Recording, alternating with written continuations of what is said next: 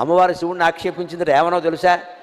నీకు కట్టుకుందుకు బట్టలు కూడా లేవు, సరిగ్గా దిగంబరుడుగా ఉంటావు, నేను కాబట్టి చేసుకున్నాను, నేను ఎవరు చేసుకుంటారు?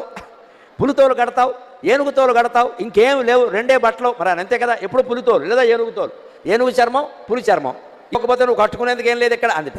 అంటే ఆయన అన్నట్ట, పులితోలు ఏనుగుతోలు రెండు దాచిపెట్టాయి, నేను ఏం కట్టుకుంటానో నీకు చూపిస్తాను అన్నట్ట.